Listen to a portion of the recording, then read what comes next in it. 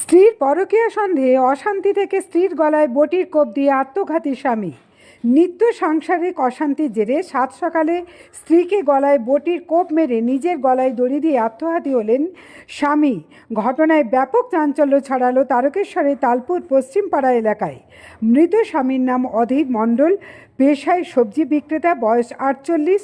স্ত্রী নয়নতারা মণ্ডল, পেশায় কাপড় বিক্রেতা, বয়স 38। পরিবার সূত্রে জানা গেছে তাদের দুই মেয়ে, একজন বিবাহিত আর একজনের বয়স মাত্র 10 বছর। স্থানীয় ও পুলিশ সূত্রে জানা গেছে স্বামী স্ত্রীর মধ্যে দীর্ঘদিন ধরে সাংসারিক অশান্তি চলছিল। স্ত্রীর অন্য পুরুষের সাথে বিবাহ বহির্ভূত সম্পর্ক আছে বলে ধারণা ছিল স্বামীর। এই নিয়ে গতকাল রাতেও অশান্তি চরমে পৌঁছায়। আজ সকালে মেয়ে টিউশন পড়তে বেরিয়ে যেতেই বাড়িতে থাকা আনাজ কাটার বটি দিয়ে স্ত্রীর গলায় কোপ মারে স্বামী। স্ত্রীর মৃত্যু নিশ্চিত করে নিজেও গলায় দড়ি দিয়ে আত্মঘাতী হয় স্বামী। স্থানীয়রা তারকেশ্বর থানায় খবর দিলে ঘটনাস্থলে গিয়ে স্বামী স্ত্রীর দেহ উদ্ধার করে ময়নাতদন্তে পাঠায় তারকেশ্বর থানার পুলিশ। ঘটনাস্থল থেকে সন্দীপ হালদারের রিপোর্ট, আরামবাগ টাইমস।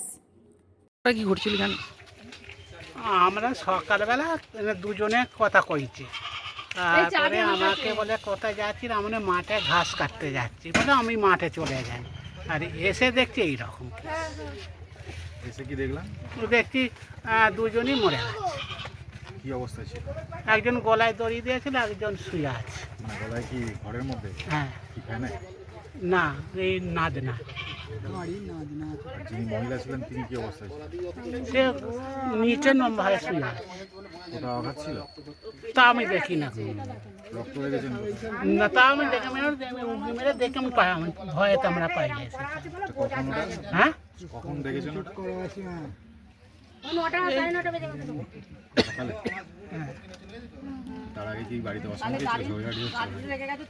তা বলতে পারবো না। তা দু মানুষে কি হচ্ছে না হচ্ছে আমরা কি করে জানবো? আমার বাড়ি আলাদা, ও বাড়িতে আলাদা। সকালের দিকে কি দেখা গেছিল ওনাদের, না রাতের ঘটনা? হ্যাঁ, সকালে আমাদের সঙ্গে কথা কয়েছে। আচ্ছা, আমার কইছে কি রে চাষি ভাই, কি করছিস রে?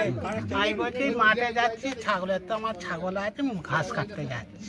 তাও স্বাভাবিক ছিল সব। হ্যাঁ, তারপরে আমি মাঠে চলে গেছি ঘাস কাটতে, এসে শুনছি এইরকম। তখন বাড়িতে মেয়েটাও ছিল না, পড়তে গেছিল? না, ছোট মেয়েটা পড়তে গেল, আর দুটো মেয়ে, তো একটা মেয়ের বিয়ে হয়ে গেছে আর একটা ছোটটা পড়তে গেল। এসে মেয়েটা কি দেখলো? মেয়েটা দেখতে পেলো নাকি? না, কে দেখলো? ওর মেয়েই দেখে, ছোট মেয়েটা। হ্যাঁ পাড়ার লোককে ডেকেছে নাকি সবাই? হ্যাঁ। কেন ঝগড়াঝাটি হতে কিছু শুনেছেন নাকি? না, দু মানুষে কি ঝগড়া হচ্ছে, ফের মিল হয়ে যাচ্ছে, তার আমরা কি করব? কি নাম আপনার? হ্যাঁ, দুলাল মণ্ডল। এখানে দুলাল মণ্ডল। কি দেখলেন? একই কেস দেখেছি।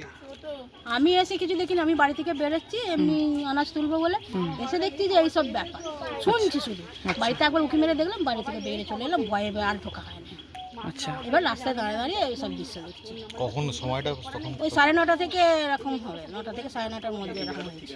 ভিতরে ঢুকেছিলেন আপনি? এক সেকেন্ড ঢুকেছিলাম, অত দেখার মতো পরিস্থিতি আমাদের ছিল না। মানে ভয়ঙ্কর অবস্থা নাকি? হ্যাঁ, ভয়ঙ্কর। দেখলি ভয় পাবে।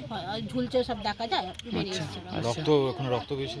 রক্তটা আমি দেখিনি, আমি বললাম না, ঢুকে নিয়ে বেরিয়ে চলে এসেছি, অতটা দেখার মতো ক্ষমতা নেই। এই এলাকাতে এরকম কোনোদিন ঘটনা ঘটে? না, কোনো দিন না। এটা মণ্ডল পাড়া, আর এরা মণ্ডল নাই, আমরা মণ্ডল নাই। পশ্চিমপাড়া মণ্ডল পাড়া। এরকম বিভৎস ঘটনা আমরা কোনোদিন দেখিনি। এত বড় বয়স হয়ে গেল, কোনোদিন এই দেখলাম। বাড়িতে দুটোই মেয়ে? হ্যাঁ, দুটি মেয়ে, একটা মেয়ে বিয়ে হয়ে গেছে আর বাচ্চাটা ছোট। আচ্ছা, নয়নতারা মণ্ডল, অধীর মণ্ডল। আপনার নাম? আমার নাম ঝর্ণা মণ্ডল। এখানেই বাড়ি? হ্যাঁ।